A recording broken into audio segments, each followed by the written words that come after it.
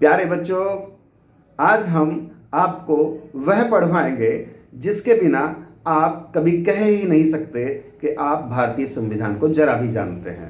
और वह है जो हर एनसीईआरटी के पहले पेज पर आपको दिया गया है और भारत सरकार चाहती है कि हर बच्चा, हर नागरिक हमारा इस चीज़ को जाने, पढ़े और समझे। तो चलिए आज मैं ये समझने में आपकी मदद करता हूँ। ठीक है, ये है प्रस्तावना, उद्देशिका, प्रीएम्बल ऑफ इंडियन कॉन्स्टिट्यूशन। पढ़ के सुनाते हैं। Constitution of India preamble.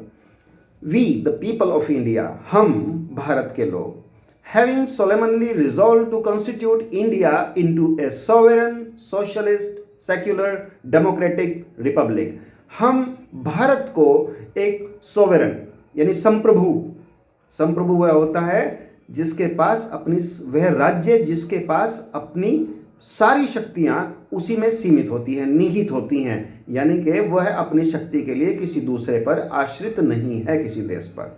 हम सोवेरन हैं, यानी हमारी संप्रभुता का स्रोत हम ही हैं, हमारे नागरिक हैं।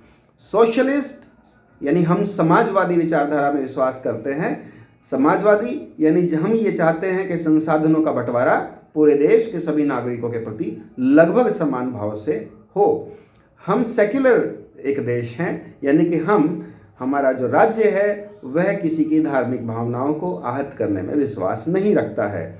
डेमोक्रेटिक, हम डेमोक्रेटिक हैं।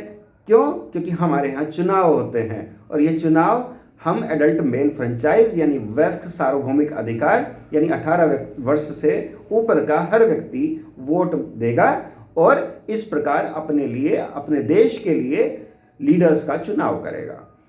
रिपब्लिक वह देश होता है जहां पर के जो सर्वोच्च लीडर है, जहां पर के राज्य का प्रमुख, chief of the government elected होता है।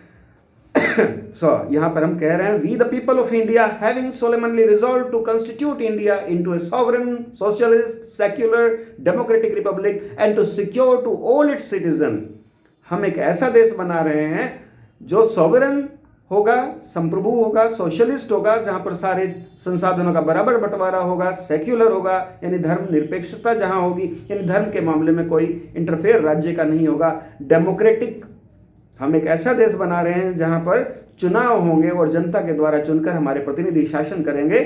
रिपब्लिक यानी हमारे देश का जो सर्वोच्च व्यक्ति होगा, सर्वोच्च नेता होगा, जो हमारा नेता होगा, वह जनता के द्वारा चुना जाएगा। और हम सब सिटीजन्स को क्या देंगे? जस्टिस, न्याय मिलेगा। हमारे देश में हर व्यक्ति को यहां न्याय मिलेगा। किस तरह का न्याय? सोशल, सामाजिक न्याय, यानी सामाजिक रूप से सब बराबर होंगे। इकोनॉमिक जस्टिस की भी यहां बात की जा रही है कि यानी आर्थिक न्याय, यानी कि संसाधनों में सबको बराबरी मिलेगी, सभी को संसाधनों पर समान अधिकार होगा। और पॉलिटिकल, यहां पर जस्टिस की भी बात की जा रही है, यानी कि पॉलिटिकल फ्रीडम सबको होगी, प्लस पॉलिटिक्स में सभी अपना बराबर योगदान दे पाएंगे। वहां चुनाव में आप खड़े भी हो सकते हैं, उसके लिए भी बराबरी है। सभी को एक समान रखा गया है और कोई बड़ा छोटा नहीं होगा। चुनाव में भाग ले सकते हैं, प्लस आप वहां पर अपनी वोट भी दे सकते हैं। हर किसी को एक समान बराबर वोट देने का अधिकार है। लिबर्टी, यहां हम सबको क्या देंगे? पहली चीज थी, हमने जस्टिस बताया। दूसरी चीज है यहां लिबर्टी, सबको स्वतंत्रता होगी। लिबर्टी होगी किस चीज की? लिबर्टी ऑफ थॉट, हम सोच सकते हैं, विचार कर सकते हैं, हमारे जो विचार हैं उन पर हमारा नियंत्रण होगा और उन विचारों को एक्सप्रेस करने की भी हमें लिबर्टी मिली है कि उन विचारों को हम व्यक्त भी कर सकते हैं, बशर्ते कि वो एंटी सोशल, एंटी नेशनल ना हो।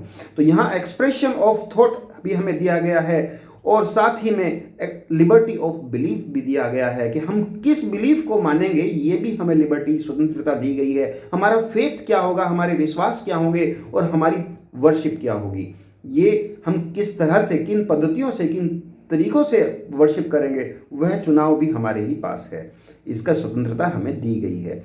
साथ में हमें दिया गया है इक्वालिटी यानी समानता, इक्वालिटी ऑफ स्टेटस, यानी हम सब का जो स्टेटस है वो समान माना जाएगा राज्य की नज़रों में। एंड ऑफ अपॉर्चुनिटी, और राज्य हमें सबको बराबर अपॉर्चुनिटी देगा बिना किसी भेदभाव के। And to promote among them all, और ये सारी चीज़ें राज्य प्रमोट करेगा, हम सबके बीच में इक्वालिटी को प्रमोट करना कार्य राज्य का होगा।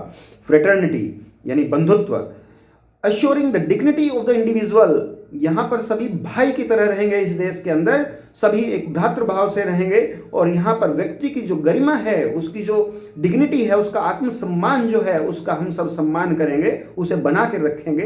And the unity and the integrity of nation, और यहाँ पर देश की यूनिटी और इंटीग्रिटी के लिए हम सब मिलकर काम करेंगे। तो इस तरह से ये बातें यहाँ लिखी हुई हैं इन आवर कॉन्स्टिट्यूएंट असेंबली, हमारी कॉन्स्टिट्यूएंट असेंबली के अंदर। On this 26th day of November 1949, do hereby adopt, enact and give to ourselves this constitution। हम भारत के लोग आज कॉन्स्टिट्यूएंट असेंबली के अंदर 26 नवंबर 1949 के दिन हम इस संविधान को अडॉप्ट करते हैं, इनेक्ट करते हैं और अपने आप को अर्पित करते हैं, आत्म अर्पित करते हैं संविधान।